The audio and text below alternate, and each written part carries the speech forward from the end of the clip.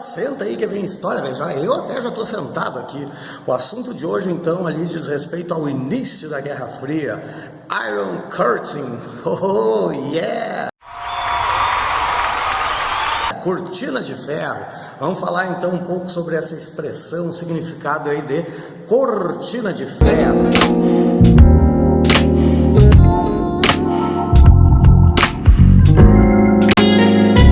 Para início de conversa, né, a gente tem, vamos pegar um pouco da origem, né, da expressão. A expressão ganhou a fama, né, virou conceito, na verdade, essa expressão cortina de ferro virou conceito através das palavras de Sir Winston Churchill. Repeat, please. Sir Winston Churchill, yeah, este mesmo, né, primeiro-ministro inglês ali em momentos decisivos do país, Primeira Guerra, Segunda Guerra e tal. Terminada a Segunda Guerra Mundial, alguns meses depois, né, do término da Segunda Guerra Mundial, grandes autoridades aí dos países vencedores, reunidos em Fulton, Mississippi, Ohio, Massachusetts, Estados Unidos, né, reunidos ali na cidade de Fulton, nos Estados Unidos, analisando ali a situação com um mapa, né, da Europa, na época, analisando ali a situação, o que estava acontecendo, qual é que era a posição política, econômica, enfim, de cada país da Europa. O Winston Churchill, ele acaba fazendo, né, esse jogo de palavras ali sobre a cortina de ferro para descrever qual é que era a situação europeia naquele momento específico, né, ao terminar a Segunda Guerra Mundial. E disse ele o seguinte, vamos lá. From Stettin in the Baltic to Trieste and the Adriatic, Iron Curtain has this... É um português mesmo. Tá? Diz assim, de Stettin, no Báltico, até Trieste, no Adriático, uma cortina de ferro desceu sobre o continente. Atrás dessa linha estão todas as capitais dos antigos estados da Europa Central e Oriental. Varsóvia, Berlim, Praga, Viena, Budapeste, Belgrado, Bucareste e Sófia. Todas essas cidades famosas e as populações em torno delas estão no que devo chamar de esfera soviética. E todas estão sujeitas de uma forma ou de outra, não somente à influência soviética, mas também a fortes e, em certos casos, crescentes medidas de controle de Moscou. Então, é dessa maneira aí que ele, nesse contexto, né, que ele lança essa expressão aí. Já vamos analisar a expressão, mas vamos relembrar também que ele não foi o criador, né, dessa expressão cortina de ferro. Anos antes, em 1918, Vasily Rozanov já teria utilizado essa expressão para descrever o que estava acontecendo ali no Império, o que tinha acontecido, né, no Império Russo ali, né, meses depois da Revolução de 17.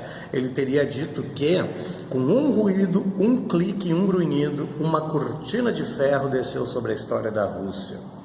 Então a expressão é uma criação do Winston Churchill, conta-se que até o Goebbels mesmo, famigerado Goebbels, né, teria utilizado em 43 essa expressão, mas em 46 ela adquiriu o sentido, então, pelo qual ela viria a ser sempre lembrada, né, que é o sentido da Guerra Fria, essa separação, olha o mapa aí, essa separação na Europa dos países, né, no leste, os países sob a esfera de influência da União Soviética, e no oeste, no ocidente, os países sob a esfera de influência dos Estados Unidos. Resumindo, então, né, no leste, os países de esquerda, né, socialistas, comunistas, enfim, no ocidente, no oeste, os países capitalistas. Bom, com o passar do tempo, ele falou isso em 46. É claro que a cortina de ferro, né, quando ele falou, era uma metáfora, não existia, né, não era uma barreira física, não vamos imaginar em uma grande cortina do céu, sei eu lá da onde, de ferro, descendo sobre esses países, o que gera muita confusão, né, na verdade, porque quando as pessoas estudam ali, quando a gurizada, né, estuda a Guerra Fria, sempre fala no Muro de Berlim. Esse era um muro físico, concreto, aliás, concreto e de concreto, né, a maior parte dele, enfim, esse existiu de verdade, palpável, tal, cortina de ferro não, né. Com o tempo ela acaba separando mesmo dois blocos, literalmente, várias fronteiras, vários muros foram construídos, né, ao longo desse perímetro aí, dessa separação dos países socialistas, dos países capitalistas na Europa e tal, mas quando ele fala isso, não existia nada físico, palpável, concreto.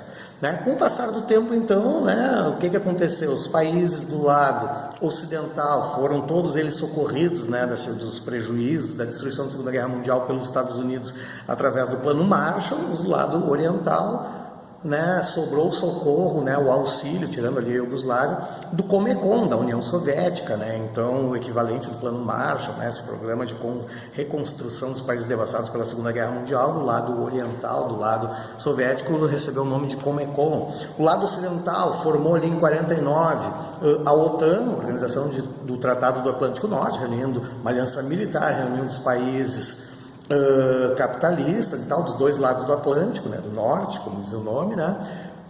6 anos depois, 55, o lado oriental acaba fundando, acaba criando ali a resposta, né, a sua aliança militar, que é o Pacto de Varsóvia.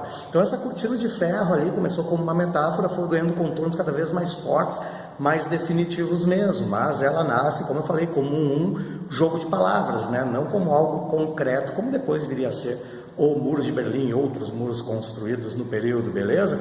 Esse tema de Guerra Fria, eu já comecei a gravar algumas vezes e tal, e ele rende muitas e muitas horas, né? Então a gente vai dar uma compartimentada aqui no canal, vamos falando conceito por conceito aí para ficar mais fácil de assistir, para revisar conteúdo, coisa assim, beleza?